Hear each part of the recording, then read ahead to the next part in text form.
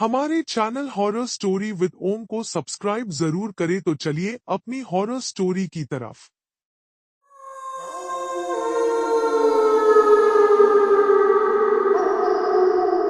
किसी भी इंसान को अगर बचपन से थोड़ा थोड़ा जहर दिया जाए तो उस इंसान को जहर की आदत हो जाती है। वो सांप की तरह उस जहर को अपने अंदर रख सकता है और वक्त आने पर जहर निकाल भी सकता है। नताशा ने भी अपने मन में कई सालों से कुछ जख्मों को दबा कर रखा था। वो अब तक सही वक्त का इंतजार कर रही थी और फिर उसे एक मौका मिला जब वो अपना बदला ले सकती थी। शादी का माहौल घर को रोशन कर देता है। आयुष का पूरा परिवार इस शादी से बहुत खुश था। आयुष के पिता एक मशहूर पॉलिटिशियन थे। दोस्त रिश्तेदार मेहमान सब आए हुए थे, लेकिन कुछ लोग बिन बुलाए भी आ गए थे। आयुष अपनी होने वाली बीबी नैना के साथ स्टेज पर सभी मेहमानों का स्वागत कर रहा था। तभी वो देखता है कि स्टेज पर नताशा उसकी एक्स आ रही थी। आयुष के चेहरे के जैसे हवाइयां उड़ जाती है। वो अपनी आंखें चुराने लगता है और पास में खड़े अपने छोटे भाई अनीश को अपने पास बुलाता है। नताशा को यहाँ किसने बुलाया? देखो यहीं आ रही है, फिर से कोई सीन क्रिएट करेगी। सभी मेहमान सामने ही हैं। जोर जबरदस्ती की तो बात बढ़ सकती है, उसे आने दो। कुछ करती है तो मैं पीछे ही खड़ा हुआ हूँ। तभी आयुष देखता है कि नताशा ठीक उसके पास में है। नताशा नैना को एक ब्लू गिफ्ट बॉक्स देती है। कैसे हो आयुष? शादी कर रहे हो और अपनी सबसे अच्छी दोस्त को नहीं बुलाया?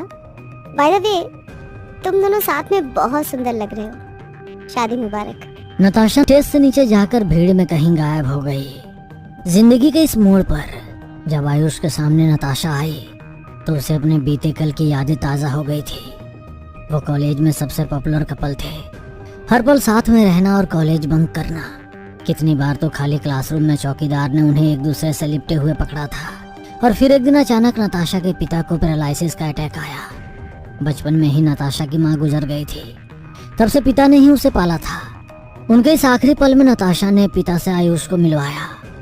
वो दोनों उनके सामने चुपचाप खड़े रहे और फिर नताशा के पिता ने बिना कुछ कहे दोनों की हथेलियों को एक दूसरे से मिलवा दिया। लेकिन बाहर निकलते ही आयुष ने कहा, मेरे डैड इस रिश्ते के लिए कभी हाँ नहीं कहेंगे। तो भाग चलते हैं इस दुनिया से दूर, जैसा हमने सोचा था। नताशा, हर सुहाना सपना सुबह होने पर टूट जाता है। इन सपनों की दुनिया से बाहर आकर चीजें सोचो। मेरे डैड की रेपुटेशन और तुम्हारे स्टेटस में दोनों में जमीन आसमान का फर्क है। हमें अपने रिश्ते को यहीं खत्म करना होगा। नताशा ने आयुष के इस रूप की अपेक्षा नहीं की थी। उसके हाथ पैर ठंडे पड़ जाते हैं। आयुष, ऐसा मत कहो। मेरा इस दुनिया में कोई नहीं है। धीरे धीरे सब मुझे छोड़कर जा रहे हैं। तुम ऐसा मत कहो। एक बार अपने डैड से बात करो। तुम चाहो तो हम साथ में चलकर उनसे बात करेंगे। नताशा, वो नहीं मानेंगे। मुझे पता है तुम्हें भी बुरा लग रहा होगा, लेकिन आगे चलकर ये हम दोनों की दोस्ती के लिए एक अच्छा डिसीजन साबित होगा। जब प्यार हम दोनों ने किया था तो दूर जाने का डिसीजन सिर्फ तुम्हारा नहीं हो सकता। याद रखना, तुम्हें भी तुम्हारा प्यार कभी नहीं मिलेगा। नताशा आगे कुछ कहती, तभी वो देखती है कि उसके पिताजी व्हील चेयर पर बैठे हुए हैं। उन्होंने सारी बातें सुन ली थी। आयुष बिना कुछ कहे वहाँ से चला जाता है और फिर कभी लौट कर नहीं आता। इन दिनों इंसान अपनी फीलिंग्स को समझता नहीं बल्कि उसे काबू कर लेता है। आयुष नताशा को भूल गया था, लेकिन इतने सालों बाद देखकर उसके पसीने निकल गए थे। अब आयुष और नैना मंडप में बैठे हुए थे। आयुष की नज़र चारों तरफ नताशा को ही ढूंढ रही थी।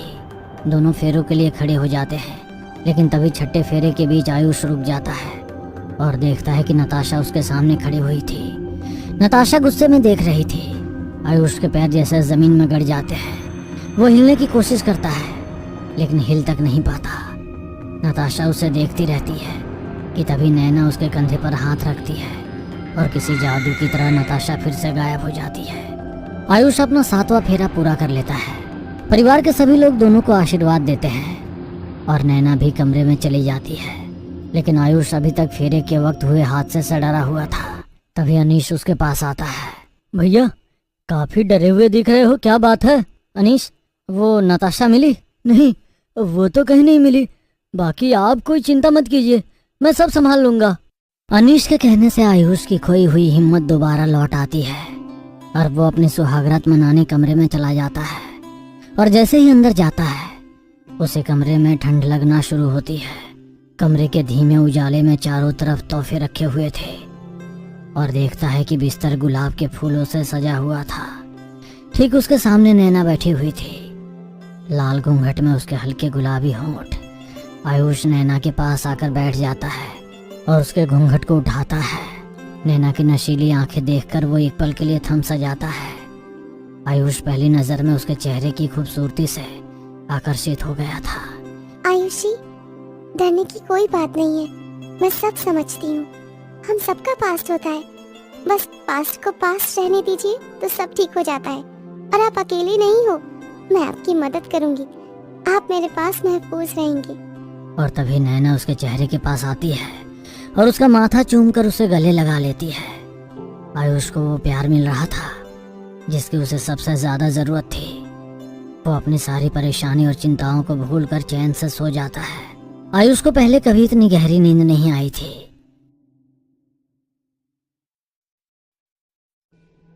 वो धीमे से अपनी आंखें खोलता है।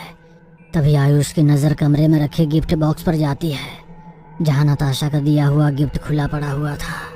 नैना, क्या तुमने गिफ्ट खोला? तभी बाथरूम का दरवाजा खुलने की आवाज सुनाई देती है। आयुष पलट कर देखता है कि नैना टॉवल पहनकर बाथरूम से बाहर निकली है। क्या हुआ आयुषी, मुझे बुलाया? क्या तुमने गिफ्ट खोला था? हाँ, उसमें परफ्यूम था। तुम पागल तो नहीं हो गई हो?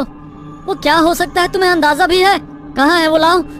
आयुष नैना पर भड़क उठा था। नैना उसे परफ्यूम की बोतल देती है और आयुष उसे जमीन पर फेंक कर फोड़ देता है। वो कांच की बोतल से परफ्यूम एसिड की तरह जमीन पर जलने और फैलने लगता है। ये सब देखकर दोनों हैरान हो जाते हैं। आयुष और नैना सुबह के हादसे के बारे में घर पर किसी को कुछ नहीं बताते। आयुष कुछ देर के बाद ऑफिस चला जाता है। जैसे ही शाम होती है, आयुष को एहसास होता है कि उसने नैना पर चिल्लाकर गलत किया था। वो ऑफिस से जल्दी घर आ जाता है। जैसे ही घर आता है तो देखता है कि घर में अजीब सी खामोशी थी। घर का सारा सामान बिखरा हुआ था और दीवार पर नैना और आयुष की शादी की तस्वीर नाखूनों से नोचकर फाड़ा गया था।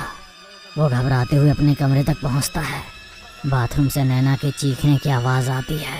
बचाओ, बचाओ, बचाओ। आयुष कुछ समझ नहीं पाता और दरवाजा तोड़ना शुरू करता है। नैना, मैं आ गया हूँ, तुम्हें कुछ नहीं होगा। नैना चिल्लाती जा रही थी और आयुष सारी ताकत लगाकर दरवाजे को तोड़ने में लगा हुआ था।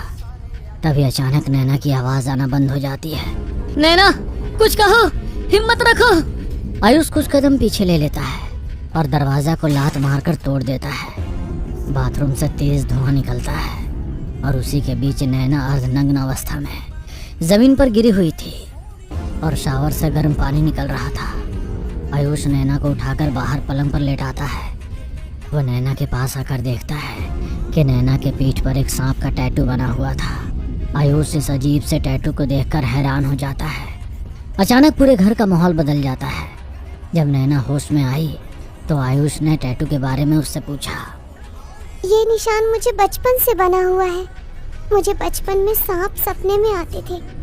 पिताजी ने एक गुरु से इसका कारण पूछा तो उन्होंने बताया कि मुझे काल सर्प दोष है, जिस कारण मेरा जीवन ज्यादा नहीं रहेगा। पिताजी डर गए, लेकिन गुरुजी ने कहा कि वो मुझे ठीक कर सकते हैं, लेकिन मुझे उनके साथ रहना होगा। और उसके बाद मैं उनके आश्रम में ही रहती थी। वो मुझ पर कई तांत्रिक विद्या करते, मुझे जहर पिलाते और फिर उन्होंने एक रात मेरी पीठ पर गर्म लोहे से ये निशान और ताज़ा करते हुए कहते हैं कि मुझे एक दिन सब याद आ जाएगा। क्या याद आ जाएगा? उसने मेरी आत्मा को जहर पीने वाली नागिन में बदल दिया था। और आयुष, मैंने तुमसे झूठ कहा था। मैंने नताशा का दिया परफ्यूम यूज किया था। उसी के कारण मेरे भीतर की विष कन्या फिर से जाग गई थी और उसी ने ये सब किया था। आयुष, अब मुझे भी नहीं पता वो कब किसको नुकसान पहुंचा सकती है। आयुष को नैना की बातों पर यकीन नहीं हो रहा था।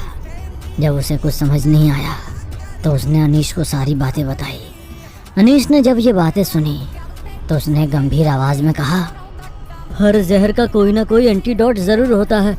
नताशा के पास उस जहर का तोड़ जरूर होगा, बस हमें उसे ढूंढना है। वो आए दिन अपने पिता से मिलने हॉस्पिटल जाती थी। नताशा हमें वहाँ मिल सकती है। अनीश, मैं आज ही उससे मिलने जाऊँगा और तब तक तुम यहाँ भाभी के पास रहना। वो नैना के साथ अनीश को छोड़कर तुरंत ही हॉस्पिटल के लिए निकल जाता है। जैसे ही वो हॉस्पिटल पहुँचता, वो उसी रूम में जाता है जहाँ वो आखिरी बार नताशा के पिता से मिला था, रूम नंबर 113। हॉस्पिटल के उस कमरे में सिर्फ खिड़की से आती रोशनी नजर आ रही थी और व्हीलचेयर पर नताशा के पिता खिड़की से बाहर देख रहे थे। आसमान में काले बादल छाए हुए थे। अंकल, मैं जानता हूँ आप दोनों मुझसे नाराज हो, लेकिन मैं पिछली बातों को भूल गया हूँ। बेहतर होगा कि आप नताशा को समझाओ कि हमारी जिंदगी से दूर हो जाए। वो तुमसे दूर नहीं, तुम्हारे पास आने वाली है। आप ठीक हो गए? आयुष नताशा के पिता को देखकर भौचक्का रह जाता है। अचानक बादलों में एक जोरदार बिजली कौंध जाती है। पिता आयुष के सामने खड़े हो जाते हैं। उनका चेहरा काला पड़ गया था। जो तकलीफ तुमने मेरी बेटी को दी है, तुम्हें उसकी सजा मिलकर रहेगी, जरूर मिलेगी।